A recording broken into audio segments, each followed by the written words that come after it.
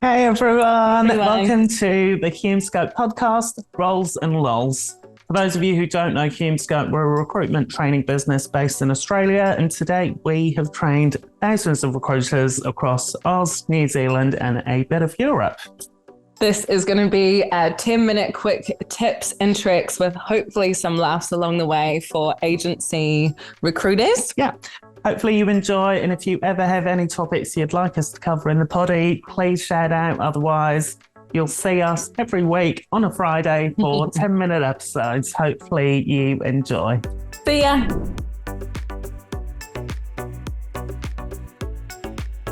Hey everyone, Hello. welcome to this week's poddy.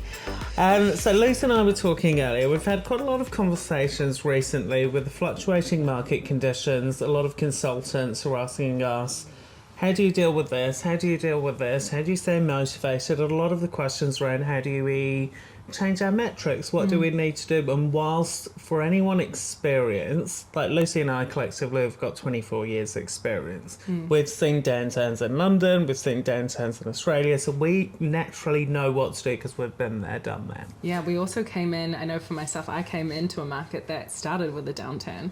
So I feel like I got to see the hardships, I guess, first, whereas I know for a lot of people that have maybe more recently joined recruitment, they haven't seen that, and I feel for them because it's so hard to understand. You've enjoyed the highs and you haven't seen the lows yet, so you haven't been able to almost appreciate. Yeah, you've seen the best before the worst, whereas we saw the worst and then saw the best. So actually the best seemed a lot better because we'd had the baseline of, well, this is what recruitment's like. Yeah, and I just think in the 24 years that we've had, my God, there's been some lessons and there's been some situations, and while we can laugh about them now and hopefully tell some funny little stories, but they are horrible at the time and they feel destroying, and you struggle with imposter syndrome and you don't want to pick up the phone again, or there's hesitations with certain activities. So the purpose, I think, of today is to try and... Why don't we, because like usual podcast fashion, we haven't planned this other than this is what we want to talk about, let's go. I reckon, why don't we do our top 3 tips that we wish we had known in the first few years of recruitment that we know now. Okay. I can kick it off if you want. Go for it. Because we're just rolling with it. Okay. So my first one would be, you can be completely yourself and you will do a hell of a lot better than trying to mimic others. My first few years, I kept on looking at performers in our business, and I worked in a 2,000 person organisation. And I looked at the people, and whilst I was learning from them, and absolutely you should be looking to others in your business that are doing well, but it has to be in your own unique way. That people will buy from people. And back then I thought I had to be like my boss Joan, who was really quite bullish in her approach, but that was who she was and it was authentic to her, so people bought from her.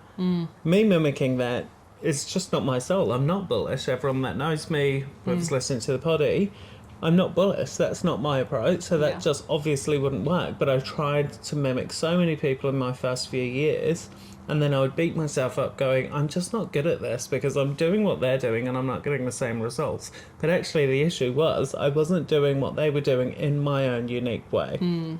So I wish someone had told me earlier, just be yourself. Like, these are the things that you absolutely need to do and this is what will lead you to success from a fundamental level. But work out your own route. And not everyone's going to like you, so go away and do it in your own personal way, somewhat. But I wish someone had told me, or I wish I'd known that from day dot. I like that one. I agree. I completely agree. I think I also tried to mimic people, and the people in the office, you thought, oh my God, that's so good at billing, and they always pick up jobs. If I try and be like them, I'll do the same. And then you fail because it's not authentic. My one, which I did earn earlier on from my mother, but obviously did not listen. And now, after being in recruitment, I wish I did listen all that time ago and Mama Whale, are you listening? Lucy's admitting she should have listened. You have 2 ears and 1 mouth for a reason. And I think the intention of that is because I got so caught up in, oh my gosh, someone's on the phone, I would quickly sell to them and do my little sales pitch, and I would sell them this candidate, and they need to get off the phone, so if I just quickly say it, they'll do it, versus holding back, asking open-ended questions, listening to them speak, let them answer the questions, go into more detail, ask them and probe for further information, find the chinks, find the little pain points, and then offer the solution. So I think you have to give twice before you take. Oh, so I love that. Yes, that's such a good that. one. Yeah, because in your early few years you just want to provide a solution, and you're so desperate to make a sale and prove yourself that you're not actually listening. Yeah, take a breath, relax, ask them a few questions, start the conversation. Pitch comes last, not first. Yeah.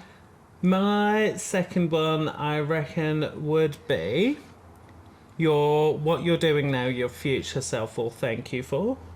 So in my first few years, I was like, I just need to get to the billings right now and forget about all the rest. Like, I'll deal with that later. But of course, you deal with it later, and you're starting from scratch a lot of the time, and it's so stressful. And I remember in London, just working like non-stop, like 12-hour days, working Saturdays. And like, it was because I didn't have any process in place. I wasn't looking to the future. I was looking at right now. So all the decisions I was making were for right now, not for as in 3 months.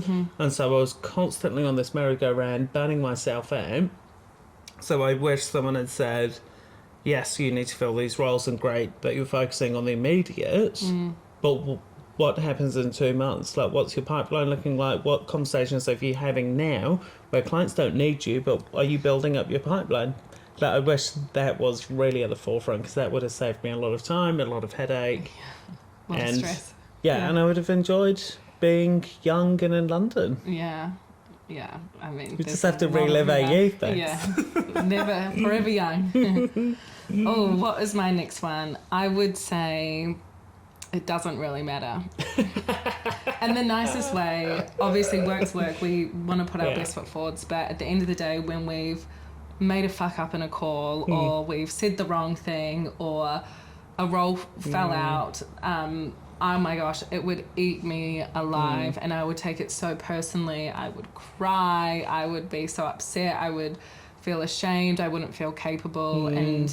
Through the years, I think it was like that, being able to, at the end of the day, just shut the laptop and think, fuck it, like, it's just work, tomorrow's a new day, we can't solve it all, if we can't try and backtrack and try and redo it and make it better, sometimes we just have to be like, you know what, that was a mistake, but I'll learn from it, or tomorrow I'll have a fresh mind, I'll be a bit more relaxed, I can see it through a new perspective, and life is...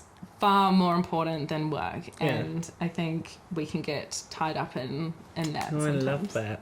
Yes, could not agree more.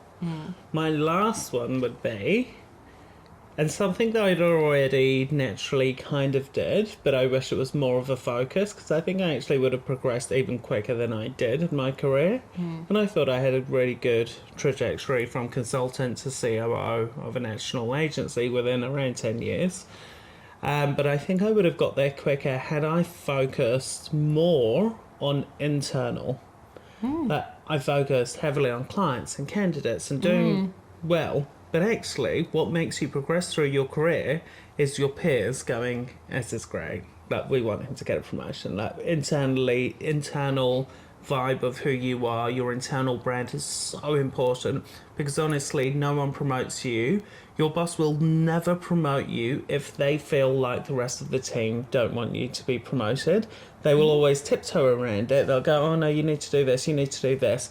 Ultimately, they're going, we're not sure the team buy into you, so you can't really be a leader. Like, you're an amazing performer, but if internally your comms aren't great, your brand isn't great, it will be hard for you to progress through that ladder. And you need internal brand positivity to move through your career.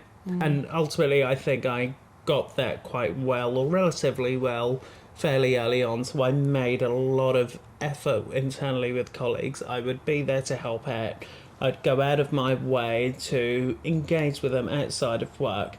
But my colleagues, my bosses, really liked me. And likability is so important So for you to important, progress in yeah. your career. So especially my advice would be, especially in this day and age where we are able to work from home, what are you doing internally to actually be visible and seen? Are you being in the office? I know it sounds quite old school, but are you physically present in the office? Are you engaging with your peers? Are you helping your peers and going out of your way when it doesn't help you? Knowing that in the bigger picture of things, it will help you with your career, because if your boss sees you as someone that everyone naturally leans towards to go, oh, Lucy, can you help? I know you're not my manager, but what about this?